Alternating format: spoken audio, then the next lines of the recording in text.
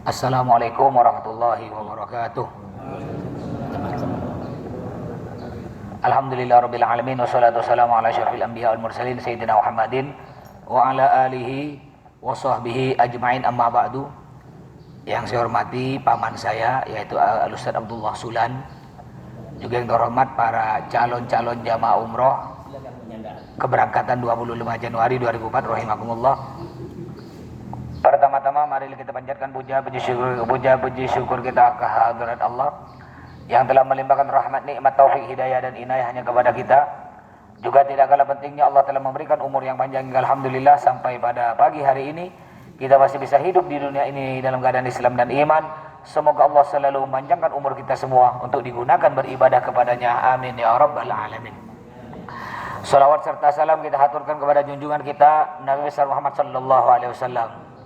Hadirin hadirat, para calon-calon tamu Allah, calon-calon tamu Rasulullah rahimakumullah. Kita berada di masjid ini dalam rangka manasik umrah atau praktek atau bimbingan ibadah umrah. Yang terpenting kita sebelum berangkat ini, yang terpenting betulkan niat.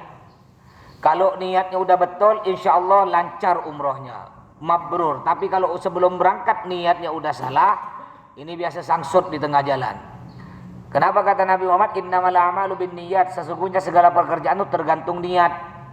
Ada orang ya niatnya bagus, pekerjaannya tak bagus, hasilnya tak bagus. Niatnya bagus, Bapak Ibu niatnya bagus pergi ke Mekah, cuma kerja tak bagus. Kerjanya jual narkoba, korupsi, nipu orang, bawa ke Mekah, hasilnya tak bagus. Atau sebaliknya, kerjanya bagus, niat tak bagus, hasil tak bagus. Kerjanya bagus dari duit halal, ada mungkin usaha ini itu, jualan dan lain sebagainya, pegawai negeri, hasilnya halal, tapi niatnya tak bagus. Niatnya apa? Niatnya biar nanti dipuji orang, nyampe di Mekah biar orang tahu, nah aku nyampe Mekah, nah nanti aku buat status, aku buat video, halo guys, aku sekarang ada depan Ka'bah guys. Boleh kita buat video, tapi jangan lebay-lebay amat. Itu tempat suci, jaga adab, jaga akhlak. Kerja bagus, niat tak bagus, hasil juga tak bagus. Makanya kita niat haji umroh ini semata-mata mengharap pahala dan ridho dari Allah. Juga perlu diperhatikan, ini dalam perjalanan kita insya Allah 12 hari, mulai dari berangkat Pontianak sampai balik lagi Pontianak, perjalanan 2 hari, terus di Madinah 5 hari, kita mendarat di Madinah dulu 5 hari, udah itu di Mekah 5 hari. Pak, ini perlu ekstra sabar, bukan cuma sabar, di atas sabar. Karena banyak terjadi ini hal-hal sepele bikin kita emosi. Makanya kata Allah, fala rafatha wala fusuqa wala jidala fil hajj. Kalau kita udah berangkat umroh, mulai dari berangkat nanti Pontianak, fala rafatha, jangan ngomong jorok, jangan mencarot, jangan nak maki-maki, wala fusuqa, jangan berbuat fasik, jangan berbuat maksiat. Di sana tuh Pak, ini contoh nih Bapak ya, gitu pula Ibu. Di sini ini kan paling cantik dah orang Indonesia kan, cantik. Nyampe di sana ada orang cantik Indonesia, tak ada seupil, kecil. Ngelihat hidung orang Arab begini, kita hidung kita paling mancung kata dia. Kita paling putih. Di sana orang putih belum kok, hitam pun ada. Lengkap dah ya. Lalu kita lihat kata budak putih anak sekarang nih, bening budak tuh. Hati-hati itu dosa. Jadi wala fusuqa, jangan buat dosa. Yang terpenting lagi yang ketiga nih, banyak kasus wala jidala fil hajj, tak boleh berdebat, tak boleh emosi, tak boleh kelahi. Jadi kalau terjadi apa pun di perjalanan kita Pak, balikkan ke kita. Umpama kita tersesat dari rombongan umpama ya. Kadang ada padahal sesat gara-gara dia seorang Pak. Udah kita rombongan jalan, dia noleh-noleh ngelihat pemandangan gini gitu. Sekali noleh depan, rombongannya hilang. Saya yang diomel. Kenapa pula Pak Ustaz kami tinggalkan? Siapa yang ninggalkan Bapak? Rupanya kata jamaah lain, bukan gitu Pak Ustaz, dia tuh sibuk video. Maklumlah Pak Ustaz, baru megang HP. Jadi video terus, ujung-ujung tersesat. Yang kena omel saya. Jadi kalau terjadi apapun, biar umroh kita diterima, balikkan ke kita. Mungkin ada duit kita dicopet orang, balikkan ya Allah. Ini mungkin seaku nih di Pontianak masin, akhirnya oleh Allah dipaksa duit aku keluar dengan cara dicopet. Karena aku masih amat. Mungkin kita sesat atau mungkin terjadi apapun, kita balikkan ke kita. Ya, saya gak pernah dimaki Pak, biasa dah. Dimaki kena jamaah biasa. Padahal kesalahan jamaah. Ya koper, contohnya koper. Alhamdulillah selama saya bawa jamaah ini senior saya nih. Ustaz Abdullah Sulan senior saya. Haji enggak tahu berapa puluh kali hajinya. Saya baru 4 kali. Umroh ini berapa? Mungkin 100 kali ada kali. Beliau nih ya, senior saya. Saya kalau umroh ya mungkin ada 40-50-an gitulah. Ini di atas saya. Nih sering, alhamdulillah selama saya berangkat haji pertama kali tahun 2008 sampai sekarang, itu enggak pernah bawa rombongan jamaah hilang koper, tak ada pernah. Yang ada tuh biasa koper sangsut. Apalagi ini kita nih kan rombongan kita ini terbagi 2. Rombongan jamaah bintang 3 hotel, ada yang bintang 5, hotelnya beda. Kadang-kadang koper jamaah bintang 3 termasuk ke hotel bintang 5. Atau sebaliknya, udah marah ada dia. Mana koper saya Pak Ustaz? Pak Ustaz tak ada jaga ke koper saya. Tenang, tak ada hilang saya. Sabar Pak, sabar. Enggak, alhamdulillah selama ini enggak pernah ada koper hilang, barang hilang enggak ada. Yang ada tersalah masuk hotel. Tapi balik lagi. Jadi intinya gimana? Kalau terjadi apapun balik, sabar. Kita mau ibadah. Enggak ada jagoan di sana Pak. Enggak ada jagoan Pak. Ya, jangan nak gitu. Apa kau? Ditombok roboh. Diajak tombok. Bukan di sana orang tak jago Pak, lebih jago dari Bapak banyak. Cuma kenapa mereka tidak berani? Karena jaga tempat di sana tempat mulia. Bukan tak ada orang jago. Kalau di Pontianak kau nak bertombok lah. Urusan kau. Tapi kalau di sana Bapak Ibu hati-hati, jaga mulut, jaga kata-kata, biar kita tak rugi. Udah keluar 30 juta, gara-gara kita tak bisa jaga mulut, emosi, hilang semua tuh duit kita. Tak dapat apa-apa, malah dapat dosa. Makanya ini bukan cuma sabar, di atas sabar. Ingat, innallaha ma'as-sabirin. Sesungguhnya Allah mencintai orang-orang yang sabar. Terus nanti kita akan berangkat langsung ke Jakarta. Insya Allah pesawat kita pesawat pertama ya. Berangkat biasanya kalau saya bawa kayak bulan lalu saya bawa rombongan pesawat pertama itu berangkat dari rumah sebelum subuh. Sebelum subuh, kecuali kalau rumahnya dekat. Rumahnya dekat boleh habis sholat subuh, assalamualaikum baca doa singkat langsung berangkat ke bandara. Kalau saya kan pengurus, saya berangkat sebelum azan subuh jam 3:30. Saya sudah berangkat ke bandara, belum ada manusia Pak, belum ada penumpang satu pun. Ya, karena kita nyiapkan ya. Nah itu nanti terbang ke Jakarta, di Jakarta insya Allah pesawat kita akan terbang biasanya sore, sekitar jam 3 atau jam 4 sore. Nyampe ke Madinah, biasanya jam 8 malam. Masih malam, antara jam 8 atau jam 9 malam waktu Madinah. Perbandingan jam 4 jam Bapak Ibu ya. Sekarang kita sekarang jam 8, berarti di Mekah sekarang baru jam 4 subuh, belum azan. Belum sholat subuh sana. Jam 4, 5, 6, 7, 8. Jadi kalau tahu jam mundurkan. Sekarang jam 8 dimundurkan 4 jam. Berarti di Mekah, Madinah jam 4 subuh. Terus di pesawat nih ada. Di pesawat tuh ada kerja kita di pesawat. Apa diantaranya? Hati-hati di pesawat enggak ada air. Kalau nak berak kencing tak bisa cebok. Air tak cukup, air itu keluar sikit ya. Kalau bapak-bapak mungkin kencing masih bisa lah, cukup lah, ambil air segelas cukup lah. Kalau ibu-ibu tak cukup. Gimana caranya kita bercebok? Pak Ustaz tak ada air. Cara berceboknya dalam kitab ilmu fikih istijmar. Istijmar itu bercebok pakai batu. Zaman dulu. Zaman sekarang udah modern pakai tisu. Tapi cara ceboknya enggak sembarang cebok pakai tisu. Syaratnya pertama, tisunya harus suci. Bukan tisu second, bukan tisu bekas. Syarat yang kedua, tisunya paling sikit 3 butir. Kurang dari 3 tak boleh, lebih boleh. Yang ketiga, syaratnya kita kencingnya enggak percik ke badan kita, enggak percik ke kemaluan kita. Jadi cara kencing, Bapak, makanya kalau kencing hati-hati Pak. Jangan nembakkan ke dinding, bisa percik balik, itu najis, enggak bisa lagi pakai tisu. Harus pakai air, najis semua. Caranya kalau nak nembakkan, mohon maaf bapak-bapak, nembakkan ke sesuatu yang mereng. Mereng gini, tembakkan semen yang mereng itu, kloset, dengan mereng, tembakan situ. Biar tak balik lagi. Begitu pula berak, mohon maaf, ya buang kotoran besar, ya berak lah. Itu bisa pakai bersuci pakai tisu, kalau beraknya normal. Normal, maksudnya keluar normal. Keluar hanya di bagian itu saja. Tapi kalau beraknya tidak normal, mencret. Nah, mencret itu kan artinya belepotan, kena ke bokong-bokong, itu tidak bisa lagi pakai tisu. Itu wajib pakai air. Karena di pesawat tidak ada air, berarti tidak ada air, nanti najis semua. bersucinya nanti di hotel di Madinah. Makanya hati-hati 1 hari sebelum berangkat tolong jaga makanan. Jangan makan pedas-pedas, jangan makan aneh-aneh. Saya udah pernah kena Bapak Ibu. Saya malam sebelum berangkat ada santri saya, kebetulan saya punya pondok pesantren ya. Alhamdulillah jumlah santri saya ada 600-an sekarang Bapak Ibu. Ini ngumpul, rumah saya dengan Pak Haji Holil ini ngumpul. Ini rumah bos Musdalifah Pak Haji Holil, di sampingnya pesantren saya, di sampingnya Ustadz Abdullah Sulan. Nah, beliau juga ngajar di pesantren saya. Jadi malam terakhir saya mau berangkat itu ada santri saya, kebetulan saya ulang tahun.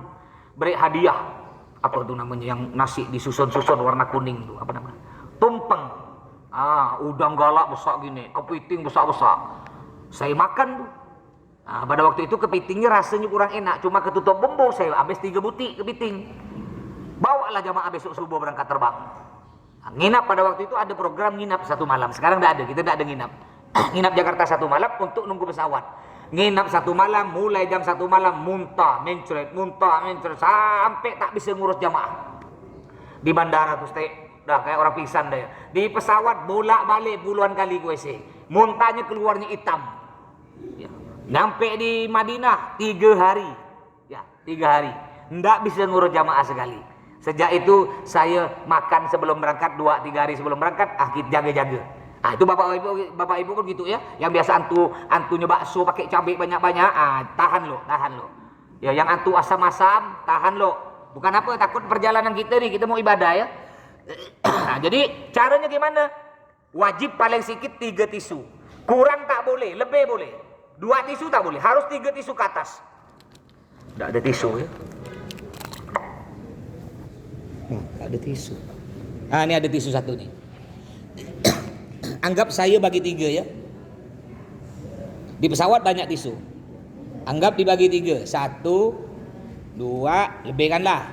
3, 4. Caranya, ini memang kencing. Ini laki-laki. Bapak setelah kencing caranya Pak, tisunya ambil tisu, simpan di ujung kemaluan yang keluar air itu, simpan, putar Pak. Buang. 1. Ambil lagi, najis saja tak bisa dipakai nih najis tisu ini. Ambil lagi. 2. Ya, ibu-ibu pun sama caranya gitu. Ya, ambil lagi 3. Lihat atau diraba. Kalau masih ada basah-basah, berarti belum. Harus sampai habis tuh basah-basahnya tersebut. Ambil keempat. Lihat keempat udah enggak ada basah-basah kering, udah selesai. Dan ini boleh bukan hanya di pesawat, di rumah pun boleh. Dalam keadaan kita sehat, air banyak, air belonggok di rumah, boleh kita praktikkan, enggak apa-apa. Enggak usah cebok lagi, langsung wudhu, sholat sah. Ibu-ibu pun sama caranya. Contoh kalau berak gimana berak Pak Ustaz? Berak sama, berak. Tapi ingat ya, berak hanya berak normal. Kalau berak mencret dia tak bisa dah. Ya, berak gini. Nih. Ini kan lubang pantat kita yang keluar kotoran, ambil tisu, tekan, putar, buang. 1, 2, 3. Setelah 3 rabah. Kalau masih ada licin, itu belum. Ambil lagi keempat, ambil kelima. Setelah itu udah enggak perlu dicebok lagi dah. Ya, ini namanya istijmar, bersuci pakai batu zaman dulu. Sekarang udah modern. pakai apa? Tisu. Terus sholat di pesawat.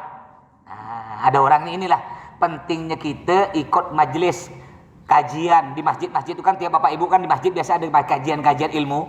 Ya, belajar tapi kita berguru langsung. Karena ngapa kata ulama man laisa lahu syai'un fasyaihuhu syaiton. Yang enggak punya guru, ini pelajaran agama ya. Beda pelajaran umum. Pelajaran umum tak ada berguru, baca buku pun bisa. Tapi kalau pelajaran agama, man laisa lahu syai'un, barang siapa enggak punya guru, fasyaihuhu syaiton, maka gurunya setan. Ya, berguru ke langsung. Kenapa guru langsung? Kalau ada apa-apa bisa nanya. Beda dengan guru di YouTube. YouTube tuh hanya untuk tambahan ya. Dengarkan ceramah itu untuk tambahan ya, tapi tidak bisa dijadikan patokan pendapat ustadz yang di YouTube. Kenapa? Kita tidak bisa nanya.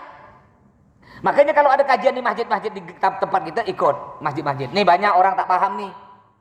Ya, dia langsung duduk pesawat, masuk waktu azan gerak pramugari. Sekarang masuk waktu sholat duhur. Diharapkan untuk tayamum, pramugarinya pun tak paham enggak. Diharapkan untuk tayamum di kursi masing-masing. Betul-betul lah jamaah tayamum di kursi. Begini ya. Saya tanya, kenapa tayamum di kursi? Kan di kursi ada debu Pak Ustaz. Ada debu. Ini bukan truk. Ini bukan oplet. Ini pesawat steril, tak ada debu. Sebelum berangkat udah dilap dengan tisu basah. Enggak ada debu nempel di pesawat. Kalau oplet, asilo jangankan oplet, sopir oplet pun boleh gak tuh? Santri saya banyak jadi sopir. Banyak debu. Ini pesawat. Sedangkan tayamum harus pakai debu, tanah yang berdebu, debunya ada. Nah, kalau masjid masih bisa nih masjid karena banyak debu-debu masuk di masjid masih. Pesawat enggak ada pesawat berdebu. Itu yang pertama. Yang kedua, ya sholat di pesawat, Bapak Ibu, sholat di pesawat hukumnya enggak sah. Ya enggak sah. Sholatnya memang wajib di pesawat, tapi sholatnya tetap wajib diqadha, diganti nanti ketika mendarat. Sholat apa di pesawat namanya? Sholat lihurmatil waqti. Sholat untuk menghormat masuknya waktu. Ketika pramugari bilang sekarang masuk waktu zuhur, kita sholat semampu kita. Wudu tak bisa, tak ada tayamum, tak ada debu. Udah sholat tanpa wudu, tanpa tayamum, duduk di kursi, sholat Allahu Akbar, rukuk nunduk, sami Allah liman hamidah, sujud lebih rendah dari rukuk. Udah itu assalamualaikum warahmatullah. Lalu nanti ketika mendarat kita wajib mengulang lagi sholatnya. Kenapa sholatnya tidak sah di pesawat? Ada satu syarat sholat yang tidak tercukupi. Kenapa? Syarat sholat istiqrar alal ardi, wajib berada di atas bumi. Sedangkan pesawat bukan di atas bumi, tapi di atas awak-awak, tidak sah. Kecuali pesawatnya belum terbang. Pesawatnya masih bertengge di bandara Supadio, Bapak Ibu sholat, sah. Kalau pesawat udah terbang, tidak sah karena pesawatnya di awang-awang, bukan di bumi. Nah, ya, jadi sholat di pesawat hanya sholat untuk menghormat waktu. Nanti nyampe di Madinah, biasa kita nyampe jam 8 atau jam 9 malam. Nanti kita di jamak takhir di Madinah, langsung di halaman Masjid Nabawi. Apa itu jamak, Ustaz? Jamak itu menggabung dua sholat di dalam satu waktu. Ada jamak takdim, ada jamak takhir. Menggabung dua sholat di dalam satu waktu. Dan ditambah lagi qashar. Qashar itu meringkas sholat 4 rakaat jadi 2. Zuhur, asar, isya kan 4. Kita cukup kerjakan 2. Bagi siapa yang boleh jamak qashar? Bagi orang yang perjalanan jauh 90 km dari rumah dia. Kayak orang Pontianak pergi Singkawang 120. Berarti kita ke Singkawang udah boleh jamak qashar. Sholat 4 jadi 2. Zuhur 2, asar 2, isya 2. Maghrib tetap 3, tak bisa dipotong. Jangan potong 1,5, tak ada. Yang bisa dipotong qashar jadi 2 hanya sholat 4 rakaat ya, zuhur, asar, isya. Jadi ketika kita kan berangkat habis sholat asar. Habis sekitar jam 3 sore kita berangkat. Berarti kita tak punya utang. Zuhur dengan asar kita kerjakan di Bandara Jakarta, jamak takdim. Terus maghrib isya, Ustaz, kita terbang jam 3 sore nyampe di Madinah jam 8 malam biasanya. Juga tidak punya utang kita sholat. Kenapa? Karena kita bisa jamak takhir. Maghrib isya dilakukan di Madinah. Jadi nanti Jakarta kita akan melakukan sholat duhur asar. Itu disebut jamak takdim qashar. Melakukan di waktu pertama, di waktu duhur. Di nanti Bandara Jakarta azan duhur. Ingat Bapak Ibu ya, nanti sholatnya di bandara itu sholatnya di bandara itu kan ada dua musola, sebelah kanan sebelah kiri. Silakan Bapak Ibu sholat di sebelah kanan musola boleh, musola sebelah kiri boleh. Nggak harus saya imam. Karena pernah juga ketika saya rombongan ada jamaah protes, kenapa bukan Pak Ustadz yang imam? Saya pingin Pak Ustadz yang imam. Pak, itu bukan musola saya, itu musola bandara. Imamnya ada imam tetap. Atau nanti setelah imam tetap kan ada rombongan kedua, travel lain maju ya. Kita Bapak di belakang. Masa kita nak travel lain kan punya ustadz juga. Kita pandai-pandai lah kalau ada ustadz kita ngalah ya. Masa pokoknya awas, aku yang jadi imam, tak bisa. Jamaah aku minta, mana boleh gitu ya.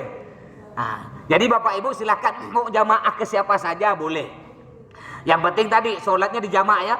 Jadi ketika azan duhur kita sholat pertama sholat duhur 2 rakaat. Niatnya usolli fardhu dhuhri jam'at taqdimin ilal asri raka'ataini ghusran ma'muman lillahi ta'ala. Boleh pakai bahasa Indonesia, bahasa Melayu. Niat saya solat duhur, nanti saya share di grup. Niat saya solat duhur di jamak takdim dengan asar 2 rakaat qashar karena Allah. Qashar itu artinya diringkas 4 jadi 2. Lalu kita ikut imam. Atau boleh juga kalau kita bermakmum lebih gampangnya begini. Kalau repot, enggak biar tak repot gini. Niat saya sholat ikut imam, Allahu Akbar, boleh. Kalau tamu repot lagi, niat saya solat ikut imam, Allahu Akbar. Setelah kita solat duhur 2 rakaat, Assalamualaikum warahmatullahi, Assalamualaikum warahmatullahi. Lalu kita berdiri lagi, langsung berdiri solat asar. Ya, niat saya solat asar di jamak takdim dengan duhur, kebalikannya. Niat saya solat asar di jamak takdim dengan duhur 2 rakaat qasar karena Allah. Atau mau gampang, niat saya solat ikut imam, Allahu Akbar, juga 2 rakaat. Setelah itu nanti azan asar tidak usah solat lagi. Kenapa? Karena sudah solat duhur dengan asar di waktu zuhur, waktu pertama jamak takdim. Kalau jamak takhir dilakukan di waktu kedua, nanti di Madinah. Kita nyampe di Madinah itu sekitar jam 8 biasanya, jam 8 malaman. Ya, nanti kita tidak bisa langsung sholat. Kita paling dari bandaranya dekat. Dari bandara ke hotel kita 20 menit ya.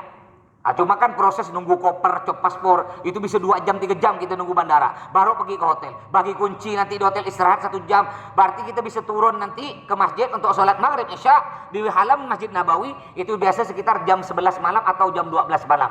Baru kita bisa sholat berjamaah. Ya, sholat jamak takhir, maghrib, isya berjamaah, maghribnya 3, isyanya 2. Baik, setelah kita sampai di Madinah, apa yang kita lakukan di Madinah? Di Madinah kita 5 hari Bapak Ibu. Sekarang musim dingin, yang tidak kuat boleh bawa sweater, jaket, kaos kaki, sarung tangan, atau apa untuk penghangat ya. Di Madinah musim dingin, 5 hari kita di Madinah. Apa yang kita lakukan di Madinah? Di Madinah itu kita dapat jatah ke Raudhah 1 kali ya. Kalau dulu sebelum Covid ke Raudhah tuh bebas, mau 1 hari 2, 3 kali bisa. Sekarang ke Raudhah pakai jatah hanya 1 kali saja. 1 kali itu pun pakai surat, hitung nanti jamaahnya. Makanya kalau enggak agak demam sikit masih bisa tahan, pergi ikut karena enggak dapat jatah lagi itu. Seumur hidup kita belum tentu bisa lagi ke situ. Raudhah, apa itu Raudhah? Raudhah di Madinah yang direbutkan Raudhah. Apa itu Raudhah? Kata Nabi Muhammad, "Ma baina baiti wa minbari raudhatun min riyadil jannah." Antara rumahku, rumah Nabi yang sekarang jadi makam Nabi, karena semua Nabi meninggal di mana pun dimakamkan di situ. Meninggal ruang tamu, makamkan ruang tamu. Meninggal masjid, makamkan masjid. Itu semua Nabi. Sampai-sampai di Pakistan dulu ada orang ngaku Nabi, namanya Ahmad Ghulam ngaku Nabi. Padahal kata Nabi Muhammad, la Nabi ya ba'di. Tidak ada Nabi lagi sehabis aku, tak ada lagi Nabi, kata Nabi Muhammad. Ada orang ngaku Nabi, namanya Ahmad Ghulam. Akhirnya oleh Allah dihinakan dia. Dia mati tengah berak. Mati di WC tengah berak. Akhirnya karena ikut aturan Nabi kan, Nabi meninggal di mana kan? Di mana pun dikuburkan situ. Akhirnya dikuburkan di WC. Masa Nabi dikuburkan di WC? Allah hinakan dia. Jadi kata Nabi, antara rumahku yaitu yang sekarang jadi makam Nabi yang akan kita kunjungi dan mimbarku, di sini ada rumah Nabi yang jadi makam Nabi, di sini ada mimbar Nabi. Ini mimbar namanya, Pak. Ini mimbar nih. Jadi ruangan antara rumah Nabi atau makam Nabi dengan mimbar Nabi ini disebut Raudhatun min Riyadil Jannah, taman dari taman-taman surga. Lebarnya kurang lebih mungkin ada 8 meter, panjangnya mungkin ada 20 atau 30 meter. Ruangan itu direbut karena orang di situ, Pak. Ribuan orang di situ rebut. Dapat jatah hanya 1 kali. Kenapa? Apa kita kerjakan di Raudhah?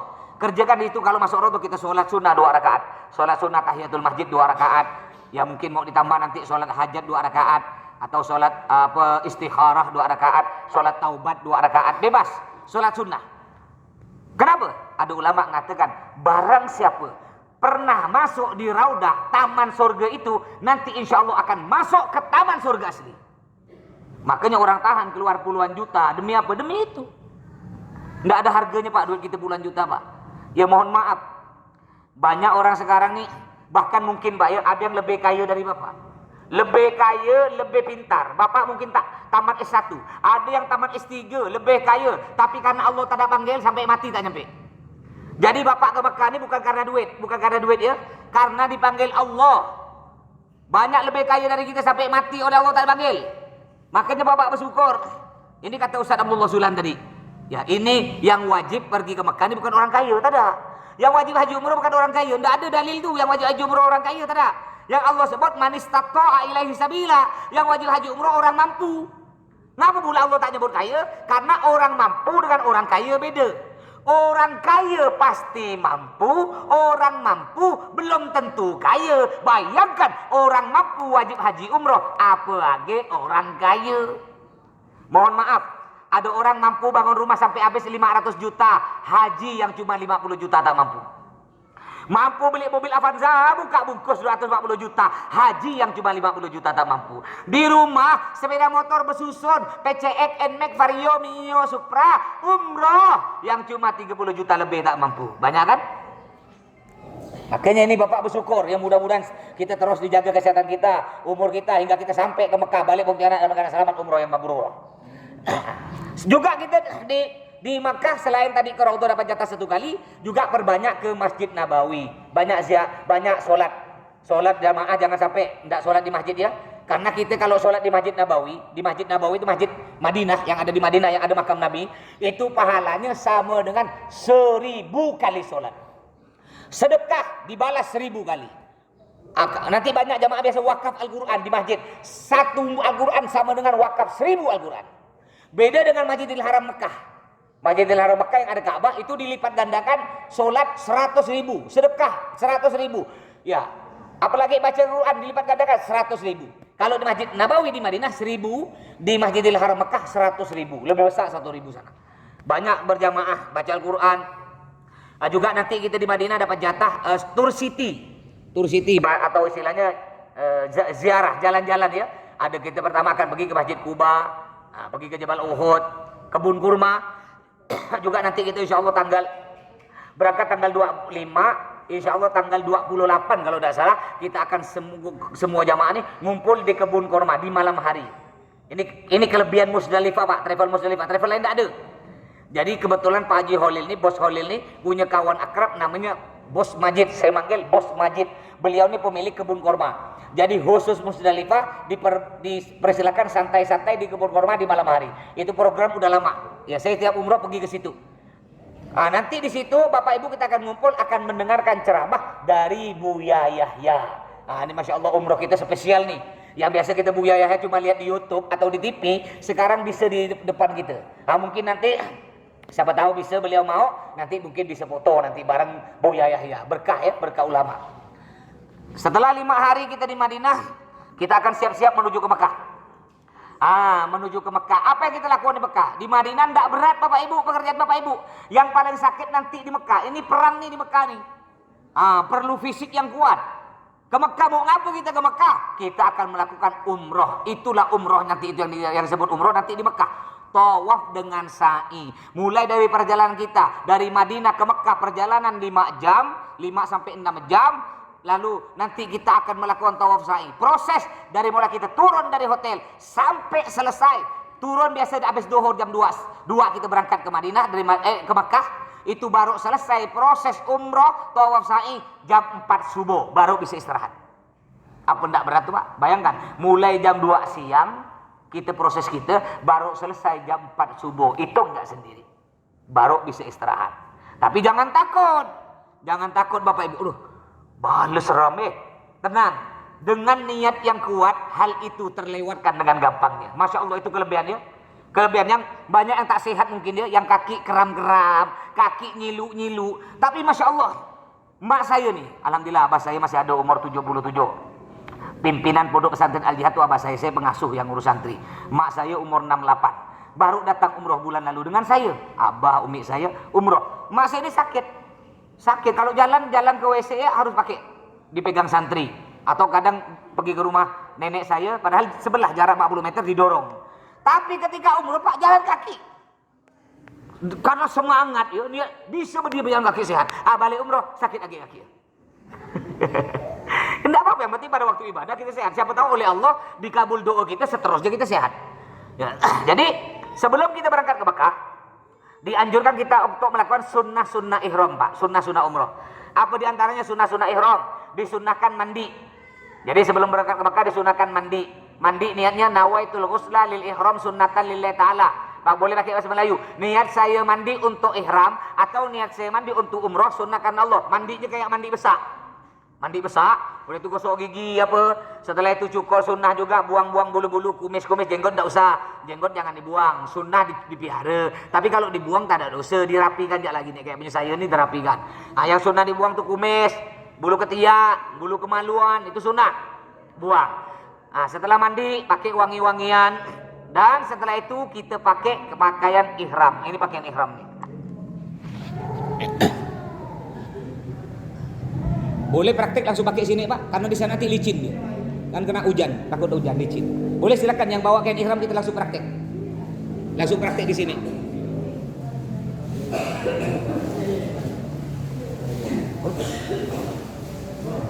Ini udah kuliah.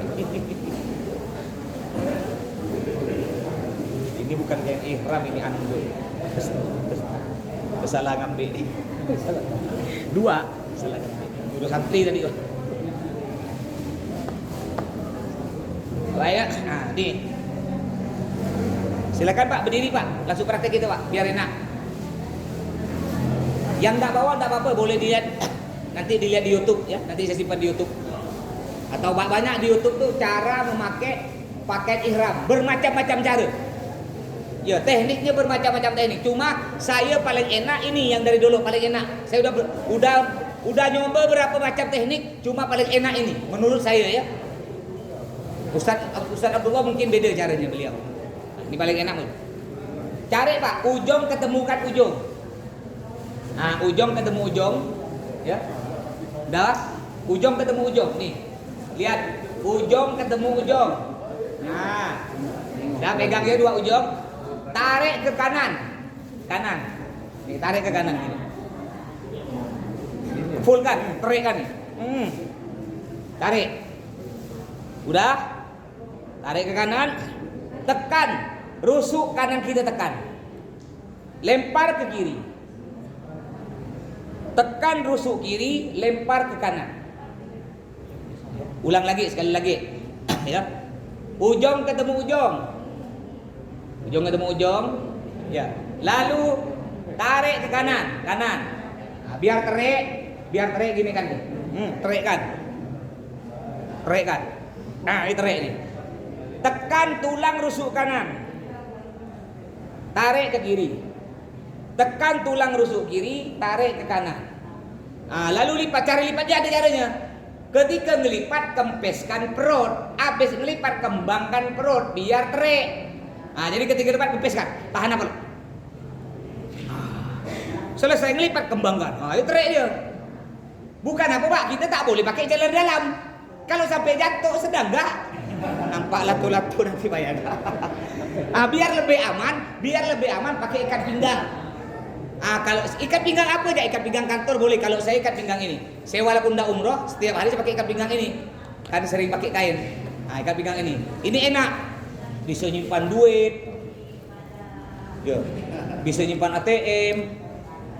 Bisa nyimpan aman nih. Ini bisa nyimpan 10 juta, sini 5 juta, sini 5 juta kalau duit 100 ribuan. Karena tukang copet takut. Kalau dia nak copet sini bahaya, takut salah ambil. Nah, makanya hati-hati nanti ya beli sana enggak. Bu, Pak, di Mekah Madinah enggak semuanya Abu Bakar. Abu Jahal, Abu Janda, Abu Lahab ada. Makanya Bu, kalau nyelempangkan tas tuh, kita kan dapat tas paspor, tas duit tuh. Jangan selempangkan ke samping, jangan selempangkan ke belakang. Banyak kasus disilek. Jadi selempangkan ke depan. Duitnya ya semua, tiap jalan keluar hotel, duit selempangkan ke depan. Saya pernah bawa jamaah 15 juta. Udah diingatkan lupa dia. Ketika nak belanja 15 juta, bolong. Nah, ya, cari selempangkan ke depan. Ini bagian bawah, bagian atas. Mana punya Ustaz Abdullah? Bagian atas begini Pak. Simpan di belakang bahu kita. Simpan bahu kita. Banyakkan ke kanan. Ya. Lalu pegang gini. Nih, pegang. Kumpulkan. Ini kan kembang gini nih. Nah, kita kumpulkan. Kumpulkan genggam. Yang sebelah kanan, kumpulkan, banyakkan kanan. Karena nanti mau dilempar ke belakang. Biar melekat dia dah, lalu lempar ke belakang. Sisanya masukkan ke perut, selitkan. Tinggal rapikan. Ingat, pusar tak boleh nampak. Karena pusar adalah aurat bagi laki-laki. Pusarnya tak boleh nampak, enggak sah. Salat enggak sah, tawaf enggak sah. Harus diangkat tinggi gini. Pusar tutup. Aurat laki-laki itu. Ulang lagi ya, ulang. Ya, simpan di belakang bahu. Banyakkan ke kanan, Pak. Banyakkan kanan. Ini yang kiri ini tak usah banyak-banyak. Banyakkan kanan. Ya. Lalu tetap di atas bahu ya. Pegang begini, lemparkan ke belakang. Sisanya selipkan ke sini. Tinggal rapikan. Ini kalau kita mau berangkat, masih di bis atau mau sholat atau di kamar. Sedangkan kalau kita tawaf, sunnahnya dibuka bahu kanan. Nah, kalau ingin cepat gampang, kalau ingin cepat tinggal turunkan ini, simpan di bawah ketiak, kanan. Nih, ulang, turunkan, simpan di bawah ketiak kanan, lemparkan ke belakang. Udah terbuka bahu kita. Kalau mau ulang dari awal, ayo sekarang yang buka bahu, ulang dari awal, ulang. Ya, simpan di belakang, banyakkan kanan, lalu yang sebelah kanan simpan di bawah ketiak. Simpan di bawah ketiak. Lalu pegang begini. Kumpulkan nih. Lemparkan ke belakang. Sisanya selipkan ke perut. Tinggal rapikan. Dah. Ini ingat ya, bahu kanan kita dibuka hanya pada waktu tawaf saja. Selain tawaf, sunnahnya ditutup. Sunnahnya dalam perjalanan, di bis, di kamar, sholat, sunnahnya ditutup. Kalau mau nutup gampang begini ya, keluarkan, simpan tangan kanan kita tutup, lemparkan ke belakang. Jadi kalau mau nutup, kalau mau buka lagi, turunkan, simpan di bawah ketek kanan, lemparkan ke belakang. Ini kalau mau buka. Kalau mau tutup, turunkan, bahu kita tutup begini, lemparkan ke belakang. Udah bisa? Nah. Baik, sekarang anggap kita mau perjalanan bis. Jadi karena perjalanan bis belum tahu nih, masih perjalanan kita mau ke Mekah nih, masih tutup. Silakan duduk.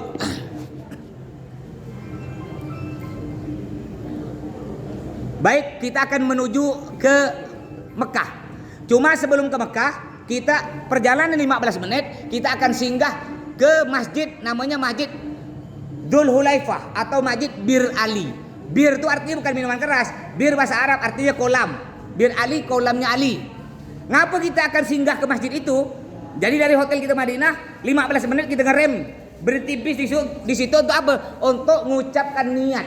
Karena niat umroh tidak sembarangan tempat. Udah ditentukan oleh Nabi Muhammad. Kalau kita dari Madinah mau menuju Mekah, kita harus niat di Masjid Bir Ali. Kalau orang Yaman, niatnya di Masjid Yalamlam. Kalau orang Tanim, niatnya di Masjid Aisyah. Udah ditentukan masing-masing.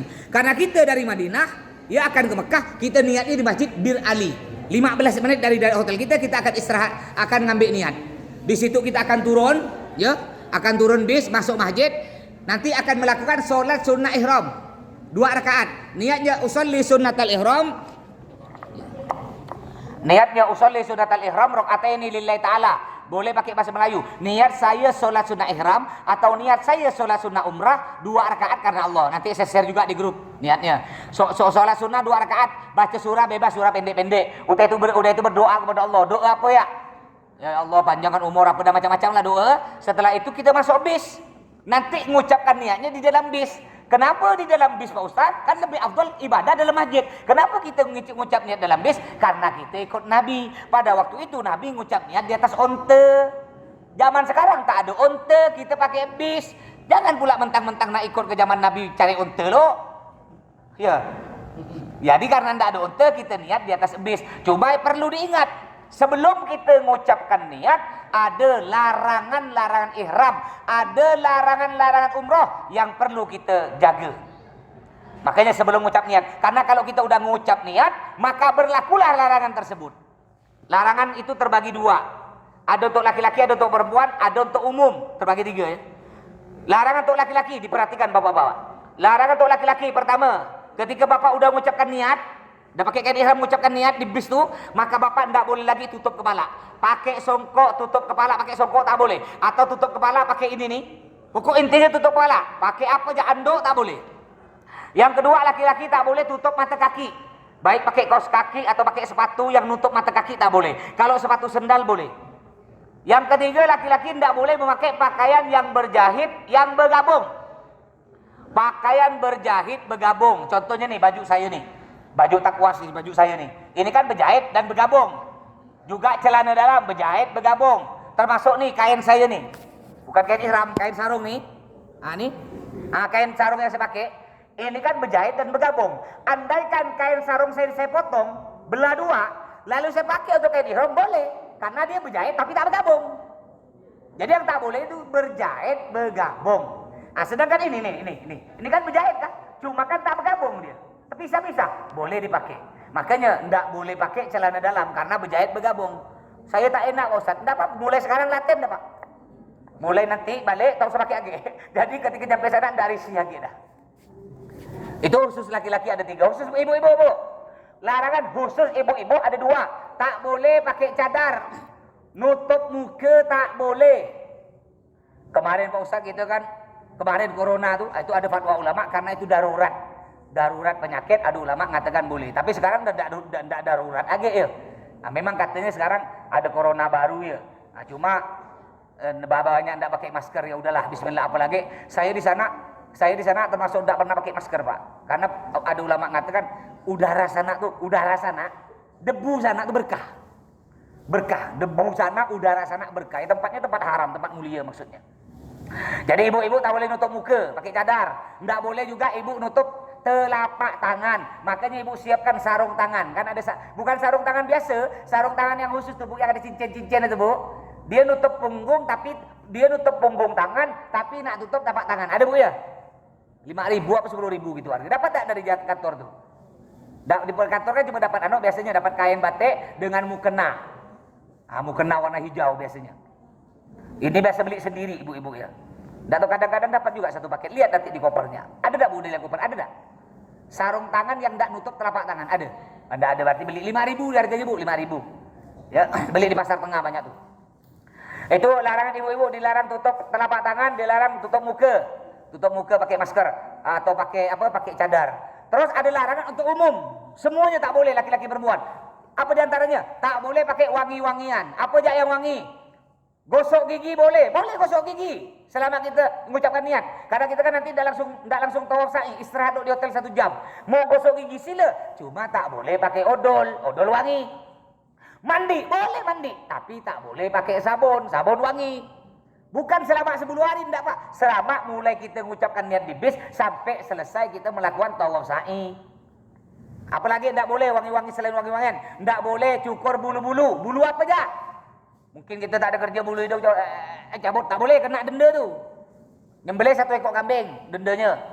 Ada 3 dendanya. Kalau kita melanggar tadi, dendanya menyembelih 1 ekor kambing. 3 juta kambing. Mahal amat Pak Ustaz. Kalau mahal boleh yang kedua. Yang kedua dendanya break makan 6 fakir miskin Mekah. Biasanya seharga 150 rial. Kalau duit kita sekitar 600.000. Sayang Kak, duit 600.000 gara-gara kita melanggar. Bagus belikan korma dapat sekoper. Ya, daripada kita melanggar, makanya saling mengingatkan. Tidak boleh wangi-wangian, tidak boleh cukup buang bulu-bulu. Tidak boleh juga pakai minyak Pak. Rambut kita ni diminyakin tidak boleh. Baik minyak wangi atau minyak yang tidak wangi, pokok minyak lah, minyak jeli jelantah asli bekas goreng ikan asin pun tak boleh. Tidak boleh juga ngaco tumbuh-tumbuhan, cabut-cabut pohon-pohon, tidak boleh, haram. Tidak boleh ngaco hewan-hewan, tidak boleh juga bapak menikahkan orang. Mungkin di sini ada yang jadi penghulu. Jadi penghulu ada orang nak kawin, aku kawinkan. Tidak boleh menikahkan orang. Apa menikah seorang? Tidak boleh, kena bangkong, kena bisa. Ya, kayak di medsos saya Bu, saya punya medsos, mungkin ada yang mau ikut. Nah, kalau di TikTok saya di medsos ini dikenal Ustadz Sahrukan. Mau ikut TikTok saya Ustadz Sahrukan. Kalau mau dengar ceramah saya di YouTube, tulis ya ceramah Ustadz Sahrukan. Kalau mau itu Instagram saya Ustadz Sahrukan @Sahrini. Istri saya tuh Bu namanya Sahrini Bu. Ya, istri saya namanya Sahrini. Saya pernah nanya kepada istri saya, Sahrini, bolehkah aku kawin lagi? Dia tak jawab Bu, coba tangannya begini Bu. Tak berani sih Bu, takut Bu. Ya, baik. Setelah kita tahu larangan-larangan ihram, maka kita mulai mengucapkan niat di bis. Tapi sebelum mengucapkan niat, saya ingatkan lagi, bapak-bapak yang masih pakai celana dalam, buka, tidak ada, aman, tidak ada melanggar, baru mengucapkan niat. Niatnya nanti kita bimbing Tetap kita bimbing semua Bapak Ibu ya. Bismillahirrahmanirrahim. Nawaitul ihram lil umrah fardhan lillahi ta'ala. Niat saya ihram untuk umrah fardu karena Allah Ta'ala. Barulah berbanyak baca talbiyah. Labbaik. Ayo kita baca talbiyah. Labbaik Allahumma labbaik. Labbaik la syarika laka labbaik. Innal hamda wan ni'mata laka wal mulk la syarika lak. Labbaik Allahumma labbaik. Labbaik la syarika laka labbaik.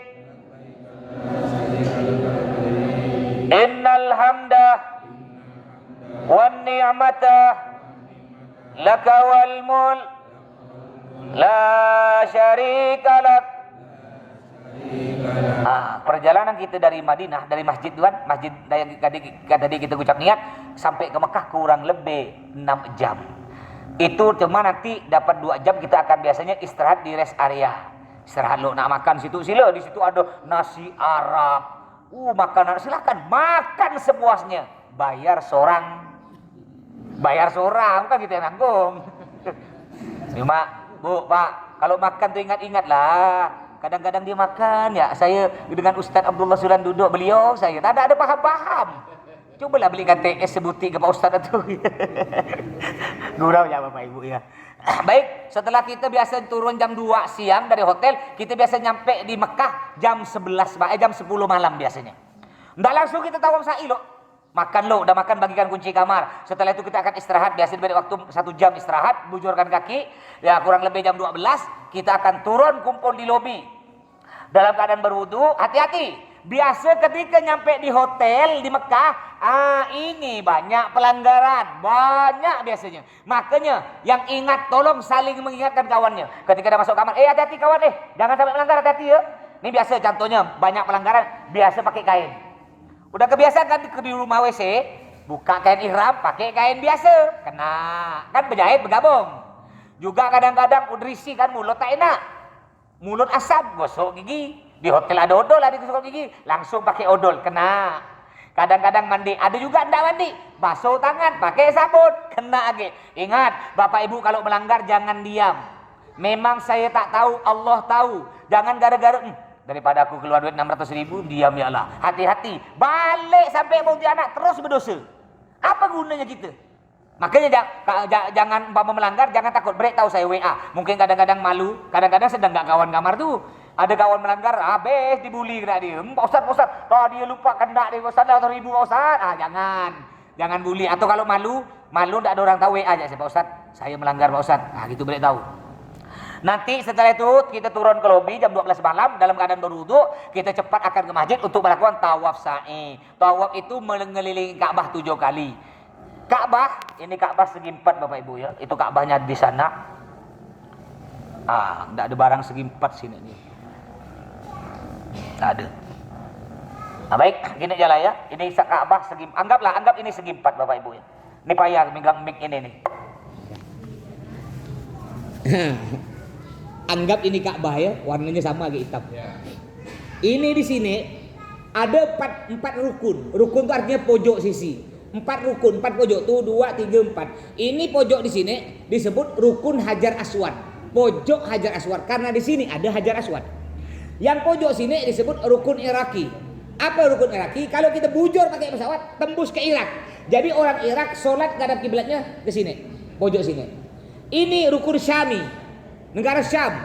Zaman dulu disebut negara Syam, zaman Nabi. Sekarang disebut negara Suriah.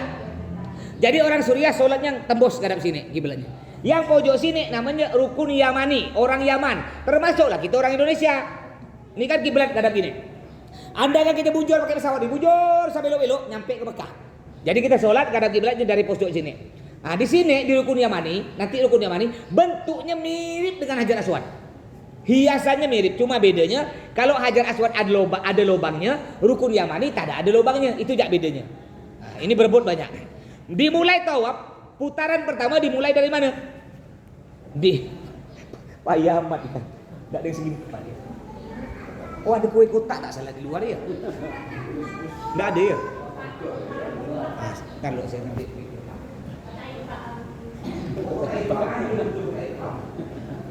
Sekalian lah masukkan waktu itu. Nah ini ya ini lebih besar.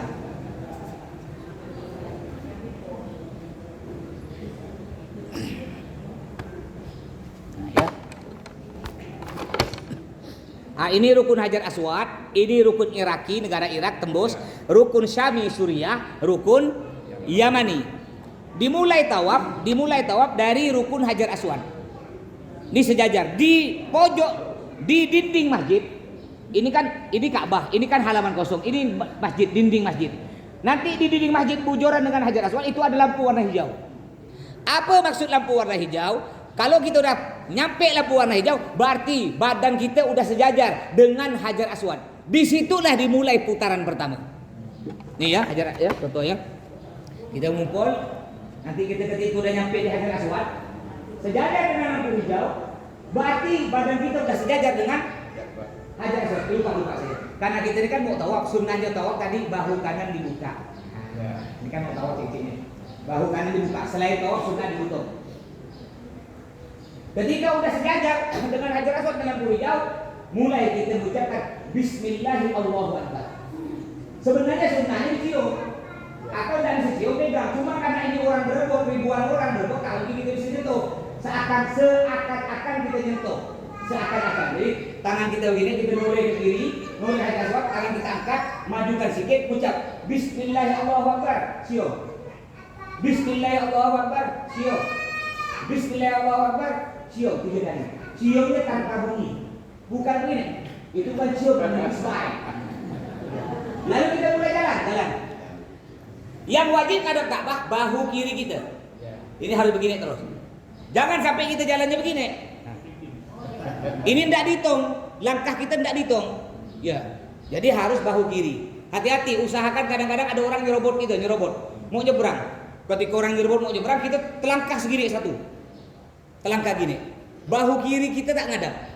Lalu kita nyampe ke rukun Hajar Aswad. Rukun Hajar Aswad itu tidak dihitung satu putaran. Kenapa? Kita punya utang satu langkah.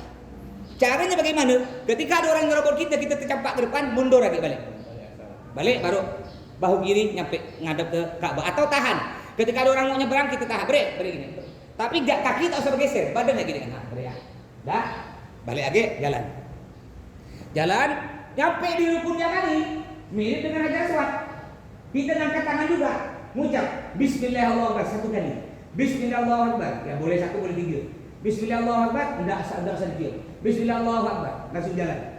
Antara rukun Yamani dan Hajar Aswad baca doa satu jalan. Rabbana atina fid dunya hasanah. Nanti Bapak Ibu tinggal ikut ya. Suara saya ini kecil melengking. Kadang-kadang orang Arab marah ke sini. Oh kecil lagi dia. Bapak Ibu tinggal ikut. Rabbana. Itu banyak ada di Instagram saya, di TikTok tuh ada yang saya mimpin umrah. Apa tahu? Ketika nyampe di Hajar Aswad, dihitung satu putaran. Ngangkat tangan lagi kayak tadi. Lihat Hajar Aswad, ngangkat tangan, majukan ke depan sedikit, mengucap Bismillahirrahmanirrahim. Tiga kali. Bismillahirrahmanirrahim. Cium tiga kali. Bismillahirrahmanirrahim. Cium tiga kali. Jalan. Ya. Nyampe di rukun Yamani, Bismillahirrahmanirrahim. Jalan. Rabbana atina fid dunya hasanah wa fil akhirati hasanah wa qina adzabannar. Nyampe di rukun Hajar Aswad dihitung berapa? 2. Anggap ini 6 ya, anggap 6 aja ya. Lalu kita tadi Bismillahirrahmanirrahim, cium. Bismillahirrahmanirrahim, cium.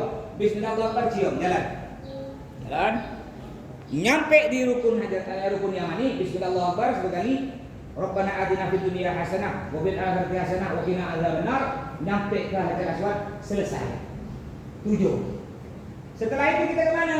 Kita akan mengarah di belakang makam Ibrahim. Di sini ada satu benda kayak sangkar burung, sangkar emas.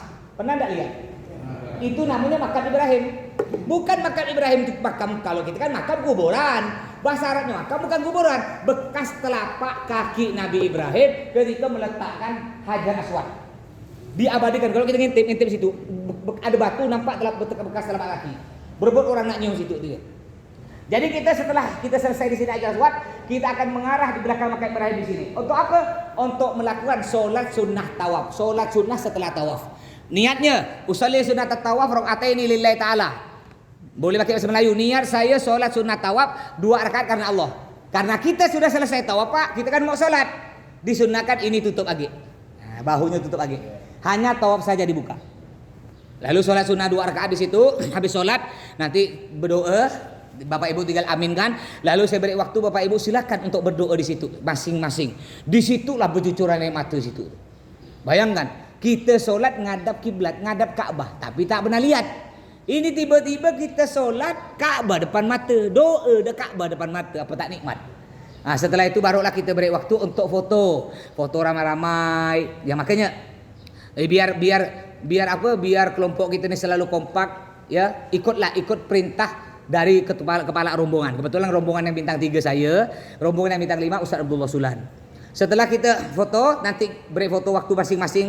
Jadi kita akan minum air zam-zam. Minum air zam-zam ada caranya. Minum air biasa, ya. Kebetulan kita puasa nih. Banyak yang puasa.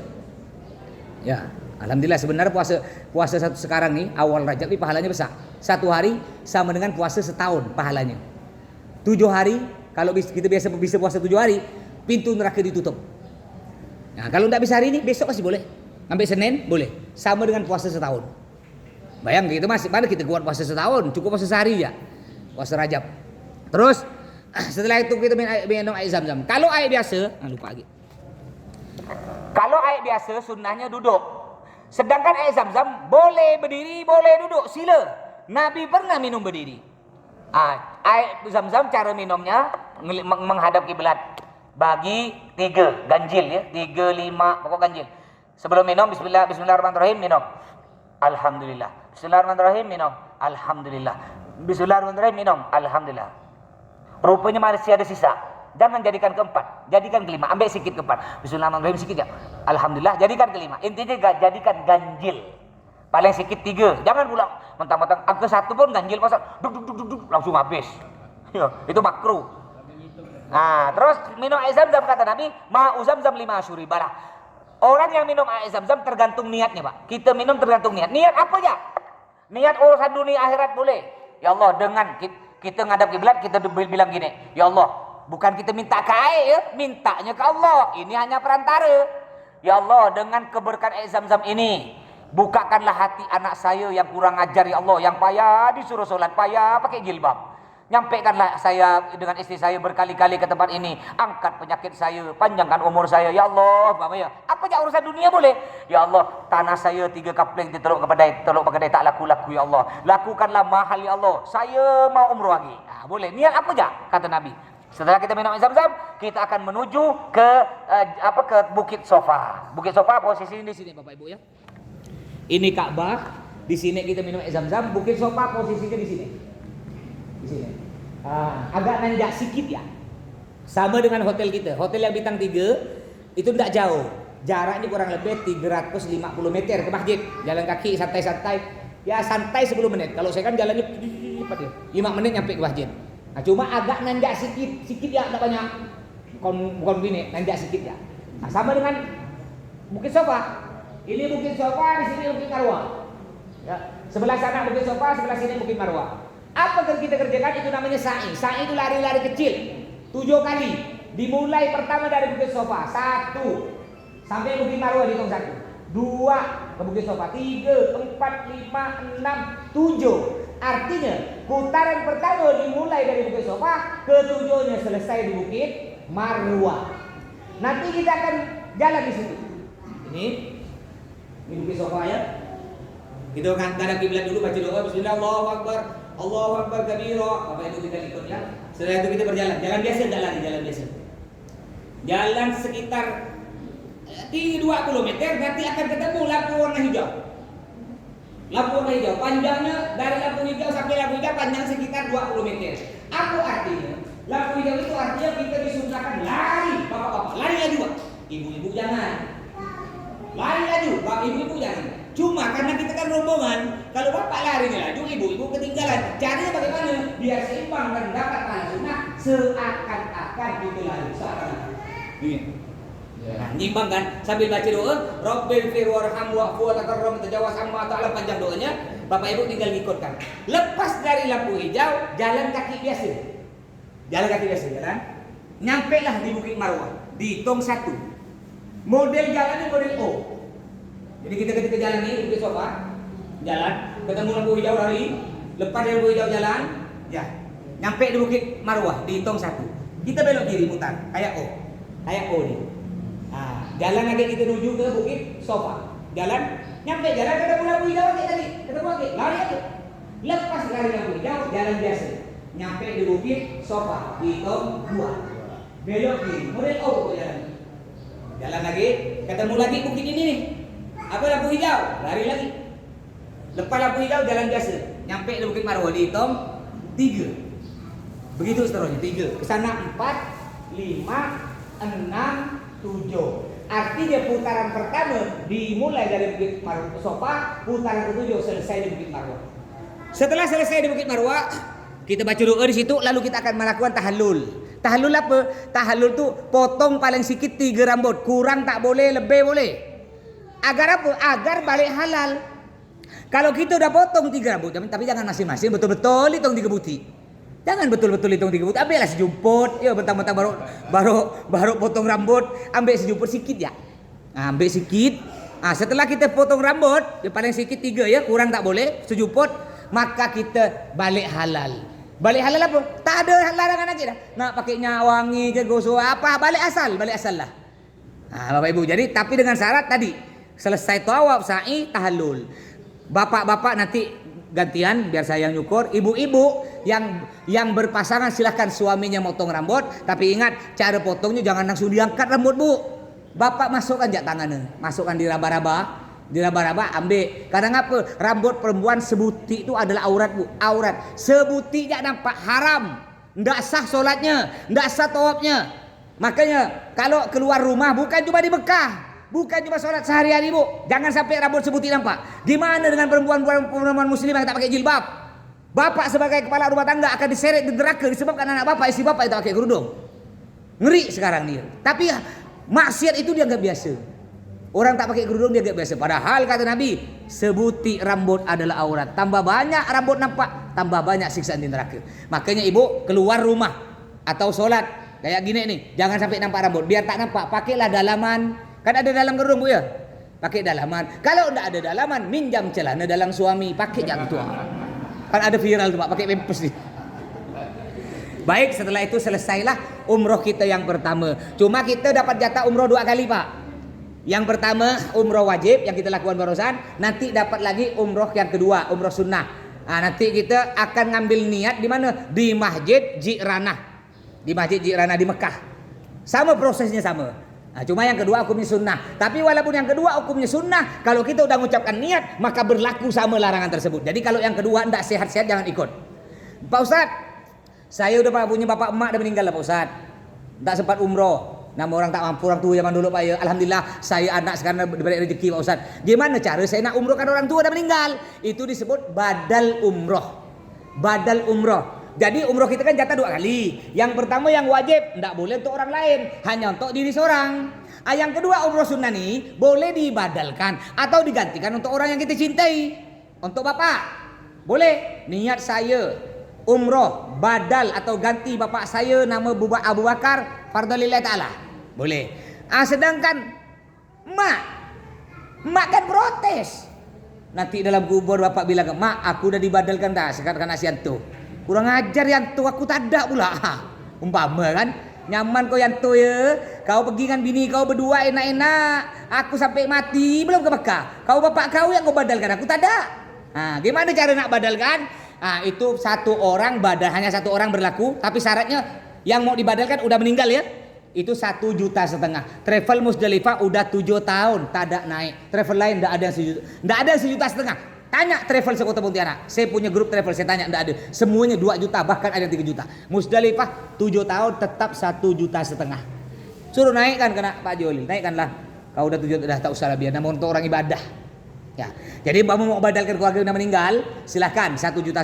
Juga mungkin ada mau wakaf Al-Quran, ini penting.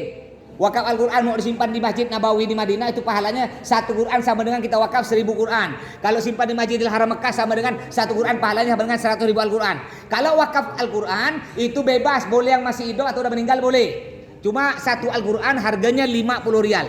Duit kita 200.000. Kenapa mahal Pak Ustaz? Kalau kita beli Quran sembarangan dekat hotel, itu Qurannya ndak asli. Kalau ndak asli, Quran kita masuk masjid, dikeluarkan age, disimpan di masjid kecil. Sama ya pahalanya dengan masjid Pontianak. Kalau Quran yang dipesan ke Ustaz kita yang di Mekah nanti, itu Qurannya asli dari percetakan. Ada stempel kerajaan, ada nomor seri. Di sana Quran ndak sembarangan Pak, ada nomor serinya. Cuma harganya satu Al-Quran 200.000 atau 50 rial. Baik, mungkin sementara sampai di sini. Mungkin ada pertanyaan sebelum saya tutup, silakan Bapak Ibu.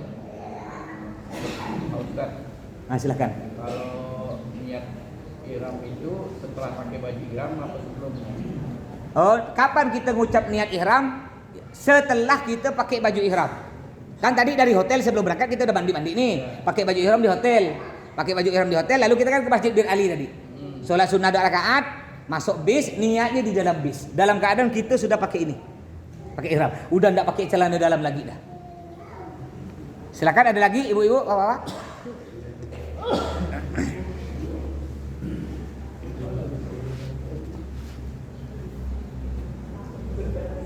Silakan. Gimana Bu? Pakai apa? Tisu basah tidak boleh. Kalau kita bercebok pakai tisu basah tidak boleh.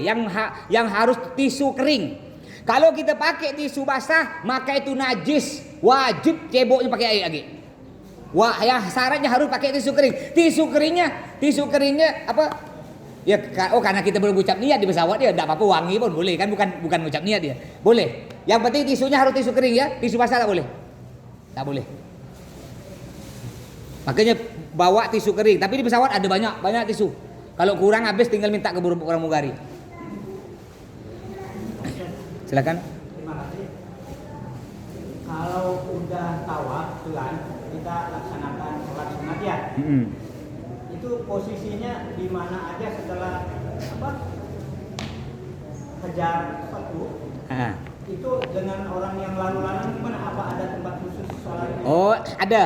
Jadi kita kan setelah tawaf kan kita akan melakukan sholat sunat tawaf di belakang makam Ibrahim. Itu ada tempat Pak, memang tempat kosong transit orang sebelum melakukan sa'i di situ. Memang situ karena kenapa tempat itu sering kosong? Karena memang orang rombongan habis sholat lari, kena polisi pun diusir. Tidak ada lalu lalang, diberi tali, kena polisi diberi tali, jadi orang tidak bisa lalu lalang di situ. Cuma biasa kalau kita udah sholat, udah niat, ketika kita foto, lama amat diusir tuh. Jangan lama-lama. Oke aja kalau foto nanti kekompakannya ya, biar cepat gitu. Untuk barisan rombongan kita di Bapak Ibu ya, baik bintang 3, bintang 5. Barisannya alhamdulillah dari dulu saya dengan Abdullah Sulan belum pernah sampai terpecah barisan kita.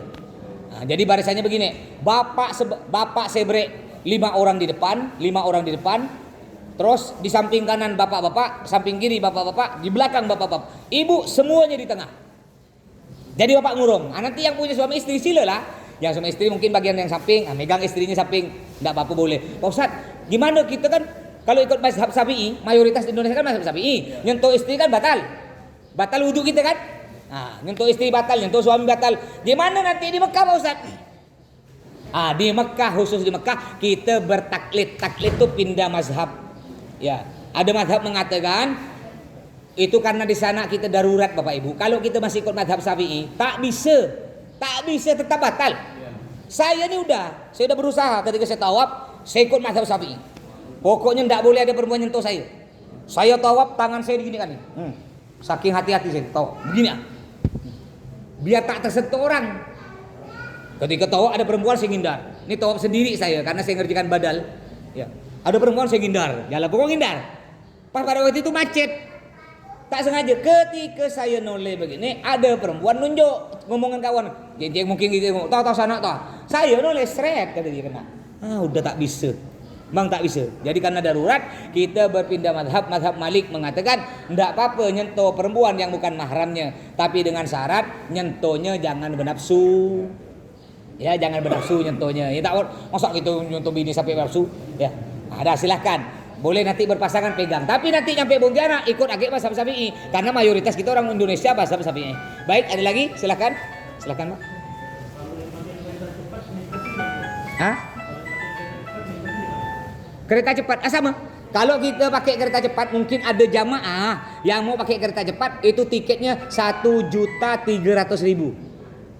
Ya sebenarnya kita kan gratis kan pakai bis. Bis itu kan 6 jam. Kalau pakai kereta cepat sekitar 1,5 jam. Kayak kemarin abah saya, umi saya pakai kereta cepat, tiketnya 1,3 juta. Tiketnya. Terus mikotnya di mana Pak Ustaz? Mikotnya di Masjid Bir Ali sama. Jadi sebelum kita pergi kereta, kita pakai bis dulu, pergi ke sana kita niat. Nah, baru kita Masjid Bir Ali. Ada juga kadang-kadang orang tidak ke Masjid Bir Ali, niatnya dalam kereta. Ketika kereta berjalan sejajar dengan Masjid Bir Ali, sejajar, niat di situ ada juga. Boleh juga. Nah, cuma kadang-kadang orang ini kan yakin kurang. Dah kurang yakin Pak Ustaz, langsung ya ke Masjid Bir Ali berdekat, Bah. Nah, gitu ya, silakan. Ini Pak Ustaz. Iya. Kita kan setelah pakai ihram di bis itu ya Pak ya. Kita kan tidak langsung ke hotel dulu. Lalu kita nunggu sampai malam baru kita tawaf. Turun, tawaf sa'i. Nah, selama tunggu itu berarti aturan-aturan itu berlaku dengan kita. Iya.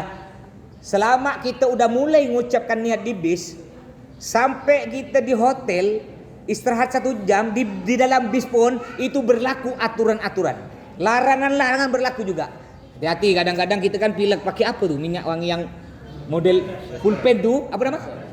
Fresh care tuh, itu kan wangi tuh, enggak boleh. Pokok inti yang wangi-wangi tak boleh.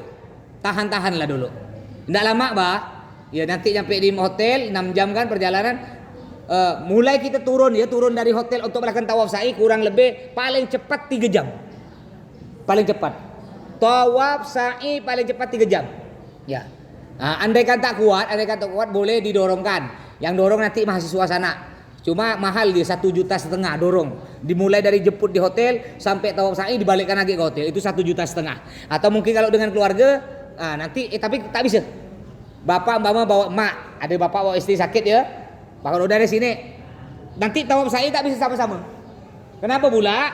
Karena bapak yang jalan kaki tawafnya di halaman Ka'bah.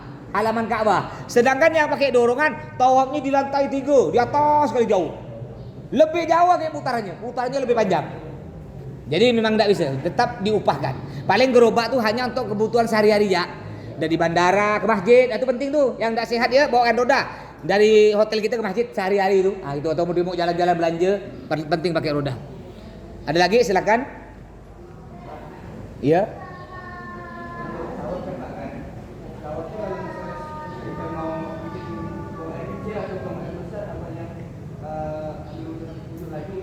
Ya, ini pertanyaan bagus. Gimana Pak Ustadz? Kita tengah tawaf batal tergentut aja. Gimana? Atau nak kencing Pak Ustadz atau sakit perut? Mau tak mau? Kalau batal keluar. Makanya di situ ustadznya kita banyak. 3 ustadznya. Ketika ada batal diantarlah keluar. Cuma kalau udah batal diantar keluar, hilanglah dari rombongan. Tak mungkin bisa ngejar. Tak mungkinlah rombongan mau nunggu dimarahin polisi. Tetap jalan nih. Sedangkan mulai dari kita batal nih, depan Ka'bah batal, pergi ke WC, balik aja itu paling cepat 1/2 jam. Nak keluar ya bertumpuk, pergi aja ke WC, jauh jarak WC itu. Jadi andaikan masih bisa-bisa, tahan-tahanlah. Tahan. Nanti abis tawaf, abis sholat sudah tawaf, nak terkentut lah. Karena sa'i ndak wajib punya wudu, yang wajib punya wudu hanya tawaf saja. Tawaf, sholat, baca Quran wajib punya wudu. Ketika sa'i tak wajib. Ibu-ibu datang bulan, ibu tak boleh tawaf. Tapi ketika ibu tawaf, habis tawaf ibu datang bulan, lanjut sa'i boleh, tak apa-apa. Sa'i tidak wajib punya wudu, orang datang bulan pun boleh. Ya, jadi apa mau kentut tahan lo. Ketika tawaf tahan. Habis tawaf, keluar lah tak apa. Ya. Ibu kalau umpama nanti ibu yang kira-kira masih haid biasa datang bulan, bawa obat yang cocok ya untuk berhenti darah. Cuma di Mekah ada nama obatnya Primulut. Di Indonesia ada, cuma lebih bagus sana. Itu biasa jamaah saya belikan, minum 2 itu alhamdulillah biasa berhenti darahnya. Harganya agak lebih mahal di sini. Harganya 25 rial, 100.000. 1 keping isi 10. Tapi kalau mau obatnya cocok silakan bawa dari sini. Baik, ada lagi? Silakan Bang Sulaiman. Tentang pakai ihram tadi, kan juga pakai tengah dalam. Sekarang kan ada dijual tengah dalam yang susu murah itu bisa dipakai. Celana dalam khusus umroh. Kan itu terpisah itu. Jadi? Itu terpisah. Udah kan diikat. Pakai itu dijahit. Oh, sama enggak boleh. Ya. Cak ke celana dalam kan enggak boleh. Katanya sekarang ada celana dalam untuk ihram. Celana dalam terpisah. Cuma cara makainya diikat pakai tali. Sama enggak boleh. Berarti kan bersambung. Enggak boleh. Jadi intinya memang enggak boleh pakai celana dalam. Mau tak mau. Nanti latihan ya. Nah, latihan. Baik, mungkin sampai di sini karena nanti masih ada praktik lagi. Nanti kalau masih kurang paham, silakan nanya di grup. Di grup mungkin belum tahu nama saya di grup Ustadz Sahrukan. Yang saya ada share ceramah saya di situ ya untuk perkenalan ya. Baik, mungkin sampai di sini kurang lebihnya mohon maaf, akan dilanjut oleh paman saya Ustaz Abdullah Sulan. Mudah-mudahan semua sehat panjang umur, sampai ke Mekah balik lagi putih anak dalam keadaan umroh yang mabrur. Wassalamualaikum warahmatullahi wabarakatuh.